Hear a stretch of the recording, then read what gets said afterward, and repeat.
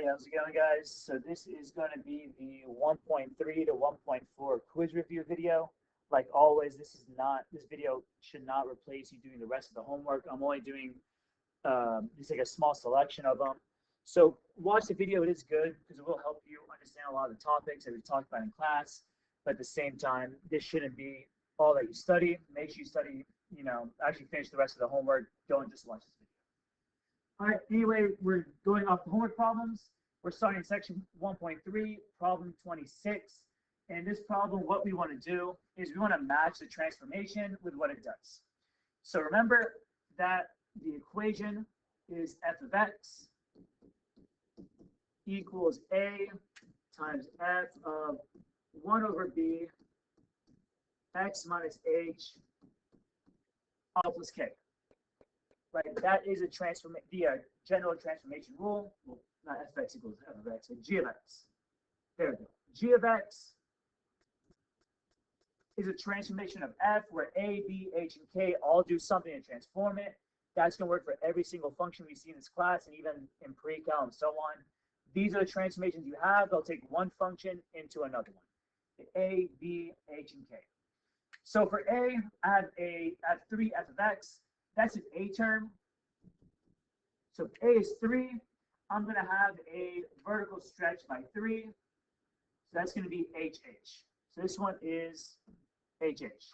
F of 3x. So remember that 3 is actually equal to 1 over b, right? Because we have an equation 1 over b. 1 over b equals 3. So when you solve for b, you actually get that b is 1/3. Or you flip it and you get that b is 1/3. And the b itself is what tells you what the transformation is. B is 1/3. So you have a horizontal compression by 1/3.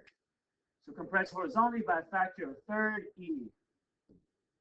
So my suggestion for any time you're dealing with transformations and you're given a function is list out what do you have, a, b, h, or k, what that term is, because that term is exactly what you have. So in this problem, I took out the b.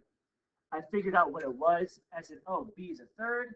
B does horizontal stretches and compressions, and 1/3 is going to compress it. So e. For c, 1/3 f of x. A is 1/3. A, we're going to compress vertically by a factor of 1/3. GG. So in this case, I have 1 over 3x. So 1 over 3 is 1 over b, right? Remember, if you look at the equation on the top, what's inside the parentheses next to the x is 1 over b. So 1 over b equals 1/3, not the b. And if you solve for b, all you do is flip it. B is 3. That gives you a horizontal stretch by a factor of 3. So you have ff. G of x equals negative f of x. That's telling me a is -1. So remember, a's do everything vertically because you're multiplying the y with it. So if a is -1, I think of it as, well, a's do everything vertically. So it's a vertical stretch, a vertical compression, or a vertical reflection. If you reflect something vertically, it's a reflection over the x-axis. So it's II. So instead of memorizing, you kind of understand what's happening. A's do everything vertically, so a negative a will give you a vertical reflection, which is over the x-axis. For this one, for f, b is -1. B's do everything horizontally, so you have a horizontal reflection. So that's jj. This is k is 3. So if k is 3, go up 3, dd. -3, k is -3. You go down 3. X, you have f of x plus 3. This one can also be a little tricky. So pay attention to what you have. It's x minus h. So what does h need to be to make it x plus 3? H needs to be -3. Right? Because if you put in an h of -3 into x minus h, you have x minus -3, which gives you the plus 3. Or to switch the sign, h is -3, so we go to the left 3. And then finally, this is a positive 3, we go to the right 3. All right, so this one really what I would do is take out the A, B, H, or K and go from there. All right, 29. The graph of g of x is shown. If f of x equals 3 times g of x minus 2, what is f of negative 4? So here, when I say what's f of negative 4, if you see this f of x right here, we're pretty much just saying that x is negative 4. So if x is negative 4, f of negative 4 will give me 3g of negative 4 minus 2. Or f of negative 4 is 3g of negative 6. So the graph we're given is g of x, right? This graph is g of x. So if I want to figure out what is g of negative 6, well, that g of negative 6, it's asking you what's the y value when x is negative 6, right? So when x is negative 6, what's your y? Just go to negative 6. And see where you intersect, which is right there, which is 1. So what you have is 3 times 1, or you get that f of negative 4 is 3. Give me a quick second. All right, I had to pause the video to get my ink back up. All right, there we go. So your answer is going to be 3 here. F of negative 4 is going to give you 3. That's problem 29, section 1.3. All right, so just keep going. All right, number 30. So the graph of g of x shown on the right on the same graph h of x, or the same graph h of x with h of x are those transformations on g of x. Okay, so what I would do in this problem, the very first thing I would do is I would take out my transformations out of this function. Because remember, what we have is h of x is a g of 1 over b x minus h all plus k. You need to have that memorized. So when I have h of x equals these transformations on g, what I would do is I would list out my a, b, h, and k right away. I don't like to get confused with the b or the h. So I take everything out of the function and use my a, b, h, and k right away. We'll list them out so I can use them a little more clearly without worrying about flipping a b or changing the sign of the b. So in this case, my a is negative 1, my b is 1/2. Remember, the 2 gets flipped. H is 0, k is 5. All right, so my a, b, h, and k are right there. And what I'm going to do now is I need to figure out how can I transform this function that doesn't have an equation. So I have a graph. So to transform it, what I'm going to do is I'm going to pick the important points on this function. And the important points on this function are going to be where you start and where you end, and at the same time, like kind of where you change directions, right? So I start at negative 4, 4, I can put that.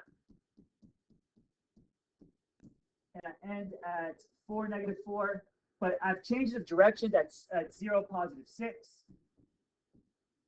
At 2, negative 4, and at 4, negative 4.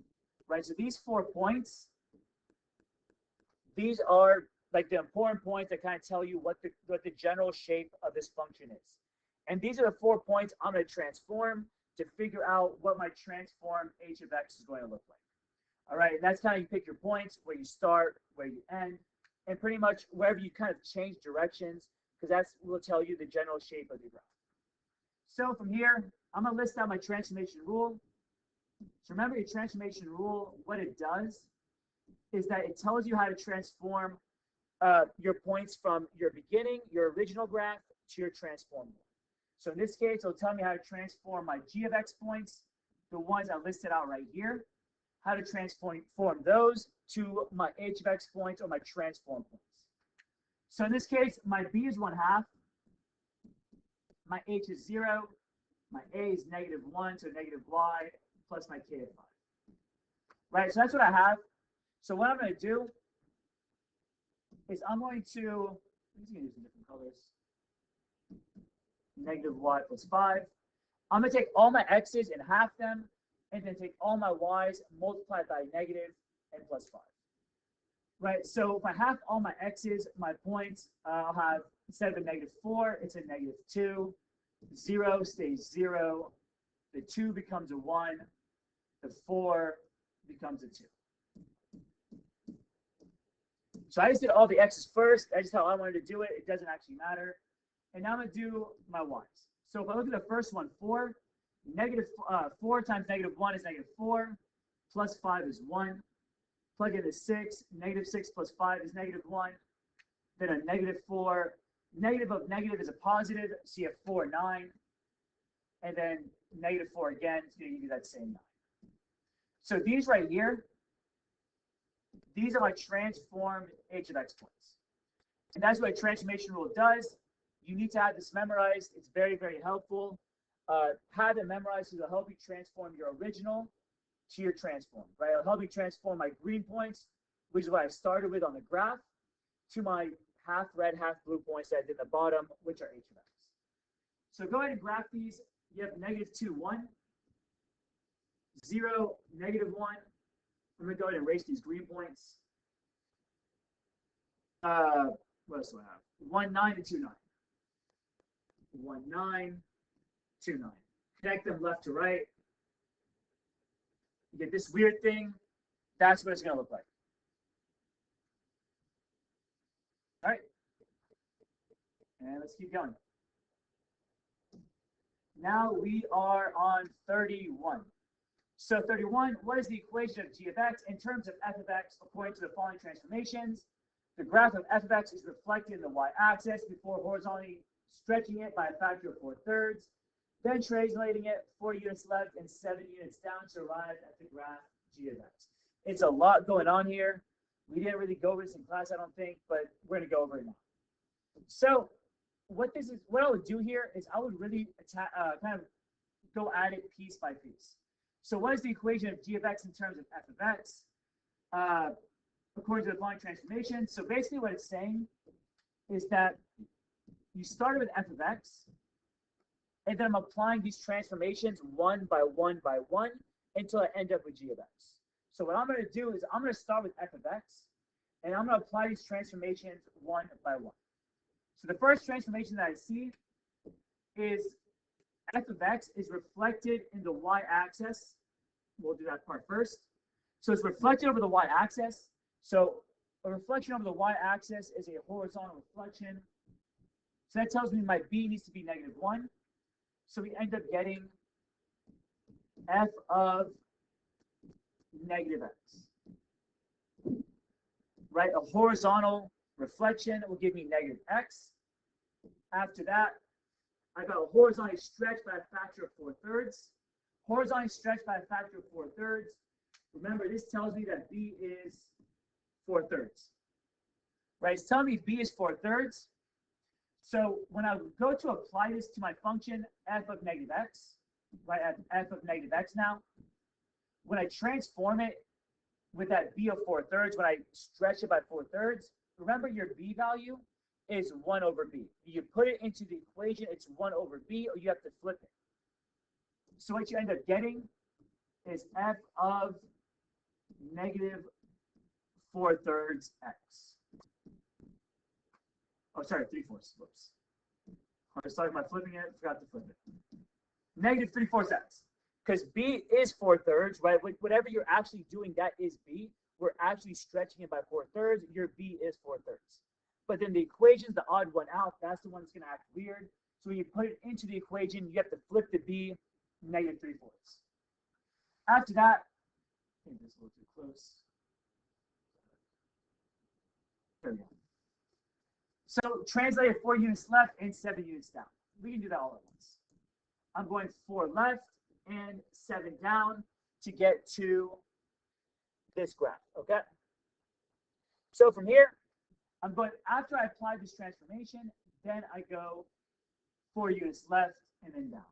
So now I have 4, or f of -3/4 x, but what I'm doing is I am going to the left 4, so -4, and then also 7 units down. I did that in blue. I'm not sure I did green. Oops. So minus 4, 7 down. Oh, that should be a positive 2. Sorry, I messed that all up. So negative 3/4 x plus 4, because we're going to the left 4. So that tells me h is negative 4. So h is negative 4, and we need more parentheses. Messing that all up. All right. So h is negative 4. So x minus h gives you x minus negative 4, x plus 4. Put your parentheses in there. And I mean, that's it. That's your answer. This is what g of x is. You apply each transformation one by one until you get to your final answer. Right? And that's what I did.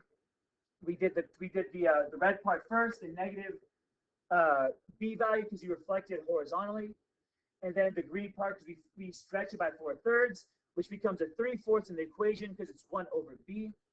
And then we went 4 to the left, so negative 4, 7 down, negative 7, to get f of negative 3/4 x plus 4 all minus 7. So 32, the endpoints of the graph g of x are negative 2, 3, and 6, negative 6. If h of x is a transformed version of g of x, it has endpoints of negative 5, negative 8, and 1, 7. Write an equation of h of x in terms of g of x. Okay. So what this one's saying is that we're starting at some g of x graph that has points of negative 2, 3, 6, negative 6. And that's going to transform into another function, h of x, or h of x, right? Yeah, h of x that has negative 5, negative 8, 1, 7. Let's put this down somewhere.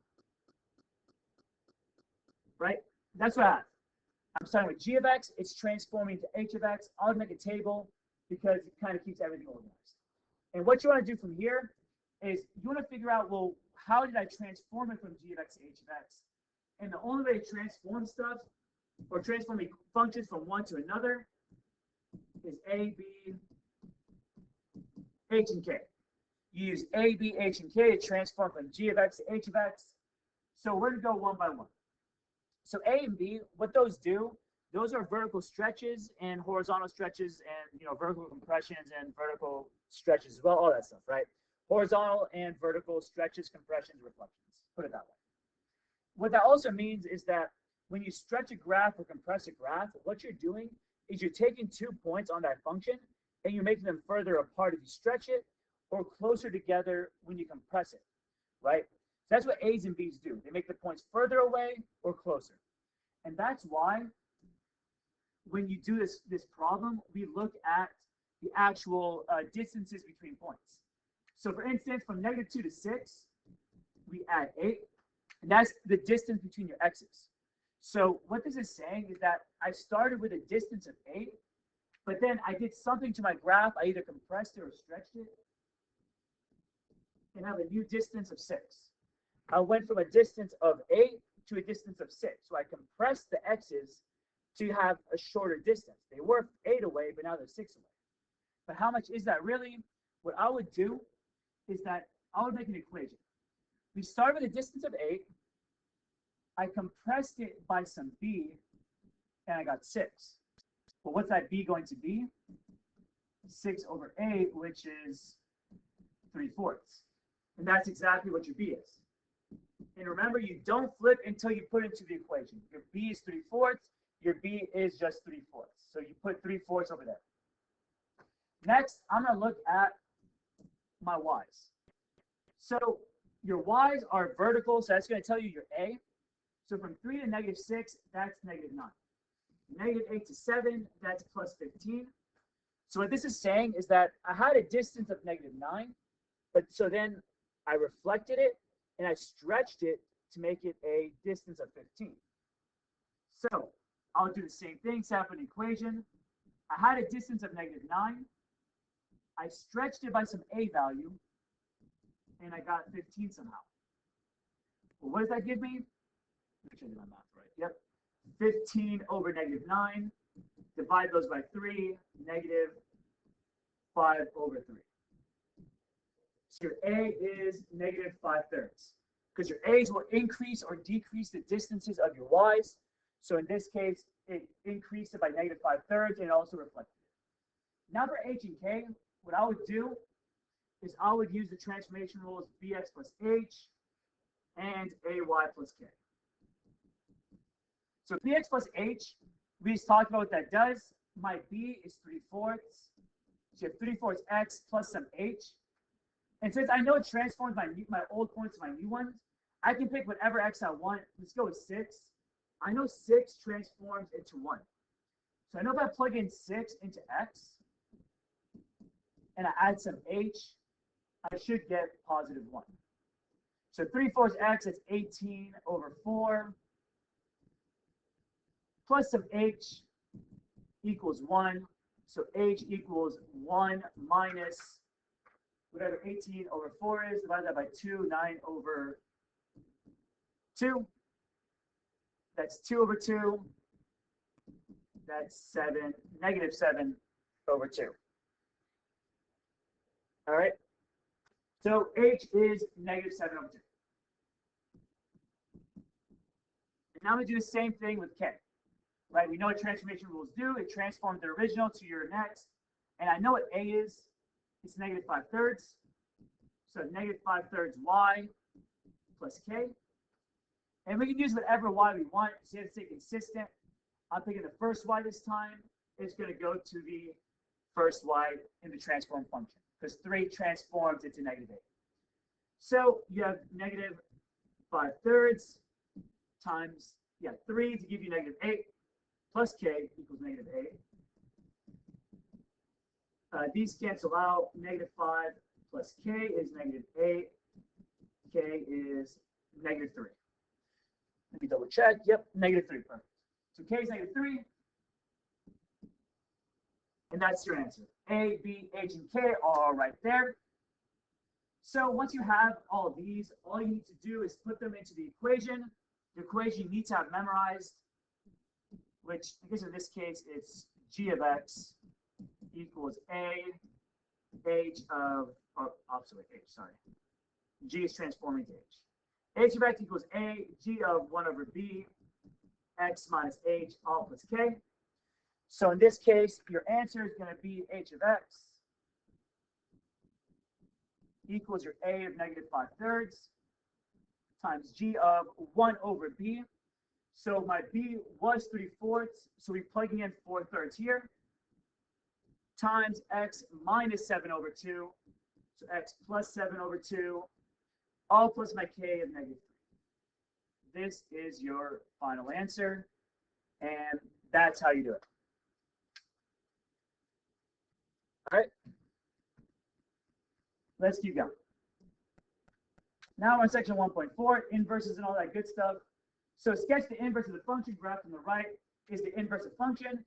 So to figure out the inverse of a function in this weird graph here, same thing as before. I don't have the equation of this graph. So pick out the 4 important points, and we're just going to flip them, because that's how you get inverses. -4, 4, 0, 6, 2, -4, and 4, -4, right? So to go from a function to an inverse, you flip the x's and the y's. So in this case, our new transform points, 4, -4, right? This point right here becomes 4, -4. 0, 6 becomes 6, 0. 2, -4 is -4, 2. And 4, -4 is -4, 4. So this right here are my inverse points, and this is what I'm going to graph. So let's go ahead and erase these. So 4, -4 is right here. 6, 0 is right here. -4, +2. -4, +4. All right. So now we're going to talk about how we have to connect these, because they can be a little confusing. Because remember, when you connect regular functions, you connect them left to right, right?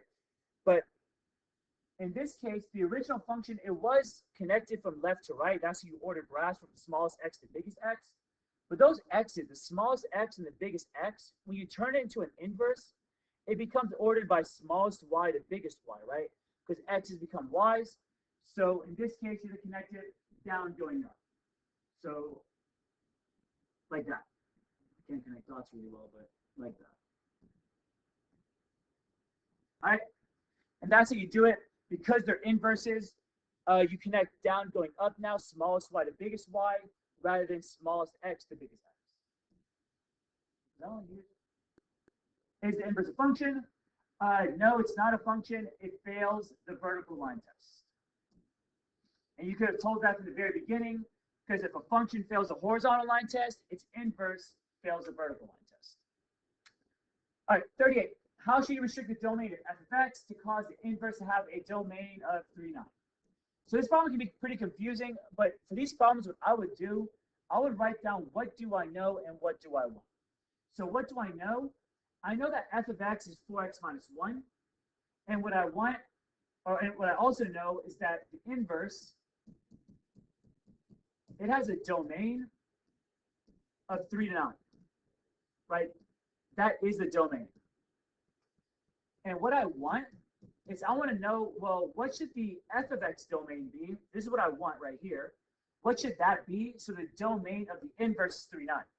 So from here, you need to figure out, well, how can I go about this? How can I go from the domain of the inverse to the domain of the original? And don't forget, domain and ranges, they flip, right? The domain of the inverse is the range of the original and vice versa. So if I have a domain 3, 9, that means the range of the original is also 3, 9. And remember, your ranges, what they are, they're y's, right? So when I have a range of 3, 9, what I'm saying is I have all the possible y's are from 3 to 9. And I have f of x, so I can actually plug these y's in to go backwards to solve for x, right? Because your ranges are y's, your domain are x's. And I have a function that is pretty much y equals 4x minus 1. So if I plug those y's in, I can solve for x. So if I plug in the y's, if I have 3 equals 4x minus 1, right, plug in that 3 in for y, add 1, 4 equals 4x, or 1 equals x. So the parentheses or the bracket, it's going to follow the number it was in. The bracket was a 3, that means 1 gets a 3. So what I do is I put a bracket around the 1 so I know that the bracket follows the 1. It doesn't necessarily need to stay in the order of bracket then parentheses. It could flip the domain of what you're solving for. It could flip and become parentheses then bracket. So make sure it follows it.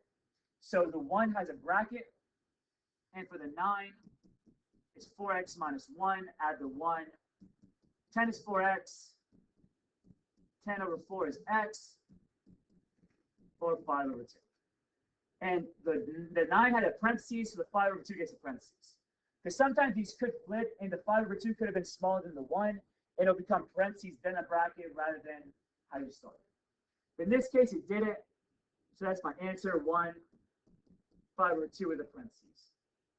I think that the key says bracket, bracket. Let me double check. But the key on that one is, let me double check for a second, actually.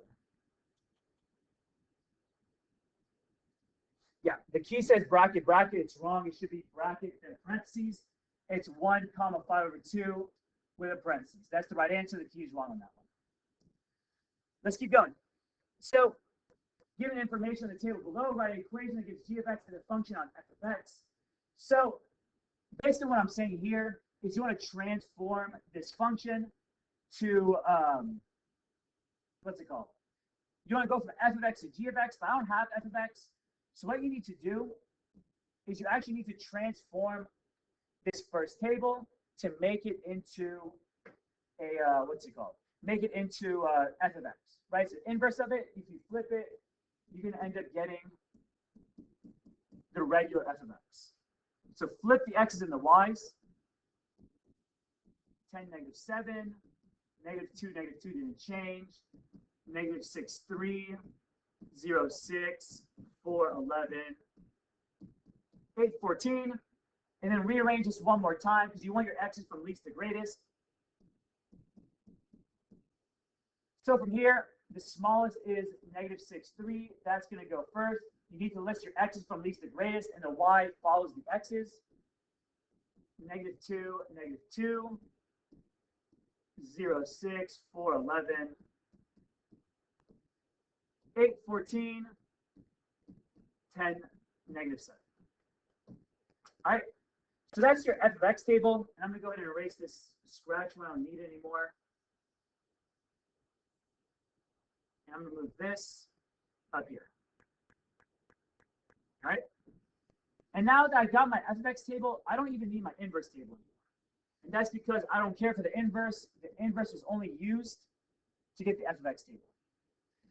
So from here, what I need to do is I need to figure out, well, what's my a, b, h, and k? We did this before. So I'm not going to spend too much time on it, but the b's or the x's increase by 4, 2, 4, 4, and 2.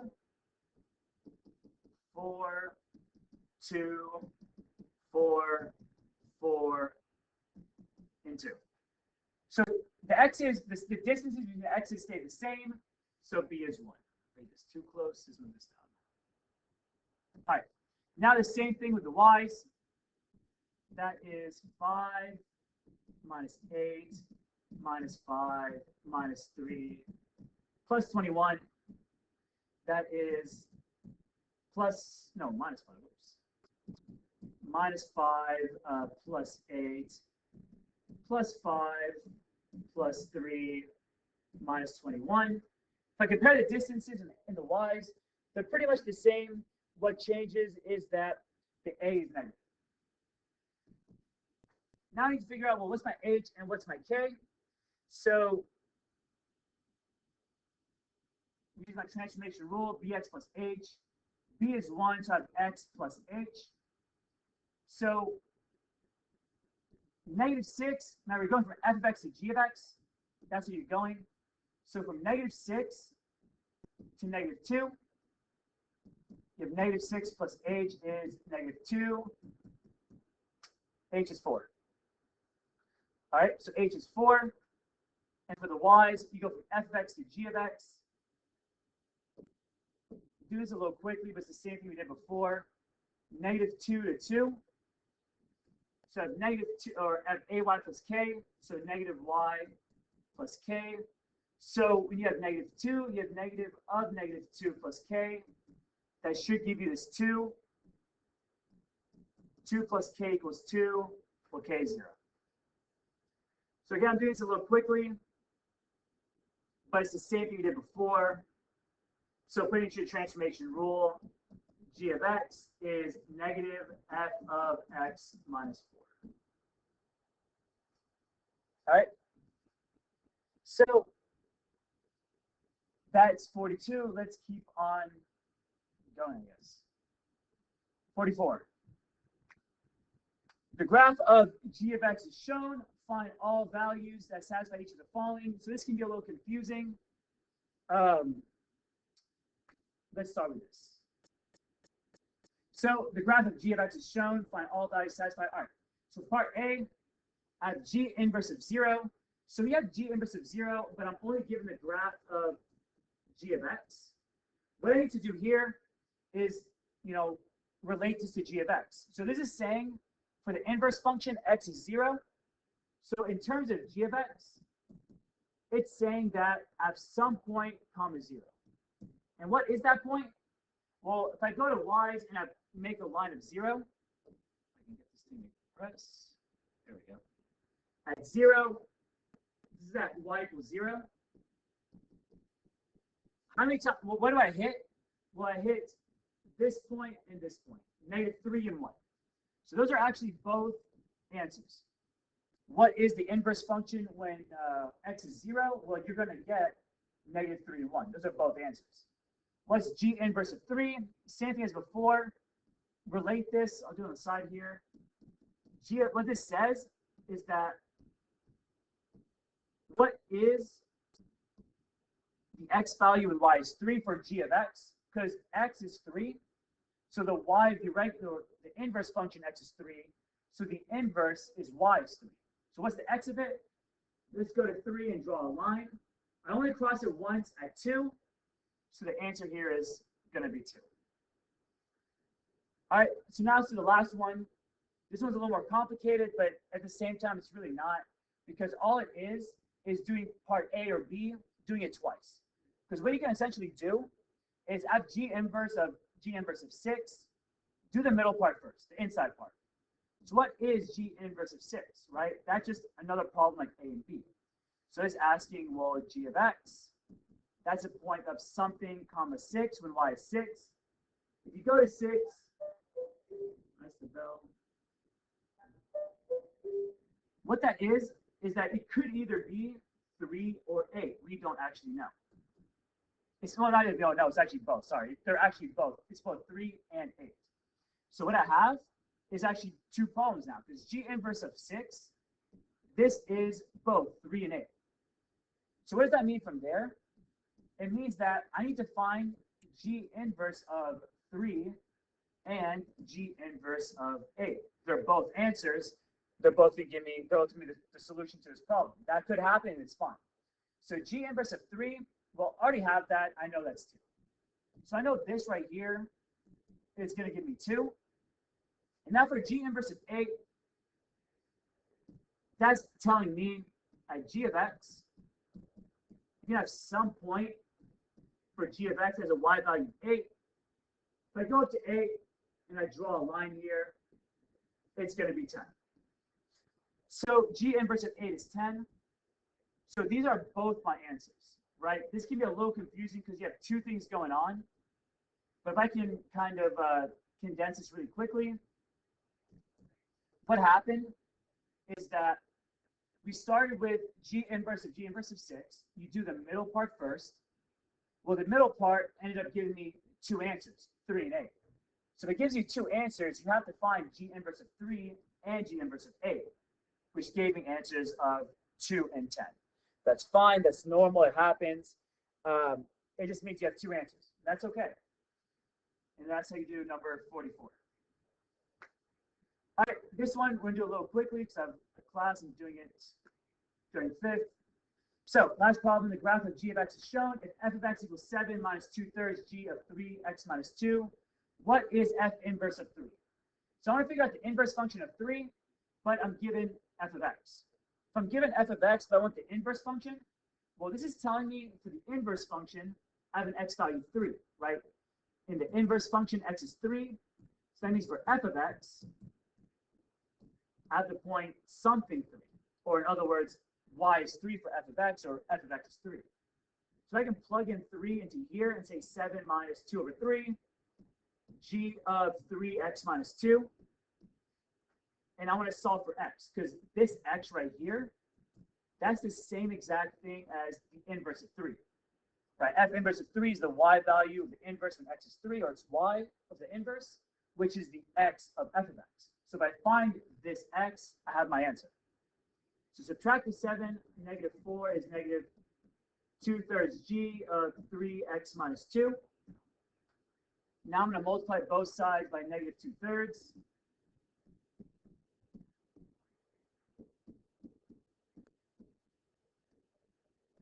Or, sorry, it should be 3 over 2. I'm trying to rush this to the class. I'm messing up. It should be 3 over 2, the reciprocal. Right, so that cancels out. Here, this becomes 1, that becomes 2. And you get positive 6 equals g of 3x minus 2. So if I kind of think of this on the side, what I have is g of something equals 6, right? So g of some number is going to give me 6. So what I'm saying is g of something is going to give me 6. Well, what is that something, right? G of what gives me 6? If I go to my graph right here, g of x, what I'm told, what I see is that to have a y value 6, I need an x value of negative 4. So g of what gives me 6? From the graph, I know it's g of negative 4. G of negative 4 is 6. So what that means is that this something right here, g of that 3x minus 2, well, that should be negative 4. Because g of negative 4 is 6. So this g also needs to be in negative 4 to give me 6. So I know that 3x minus 2 needs to equal negative 4. So divide the 3, well, I'll distribute it actually. Distribute it, 3x minus 6, negative 4. Add the 6 is 2 equals 3x, and then x equals 2/3. And that's your answer. That 2/3 is f inverse of 3. Kind of rushed the last few problems, sorry about that. But hopefully it was helpful. Hopefully you learned something. Study well for the quiz. And that's it.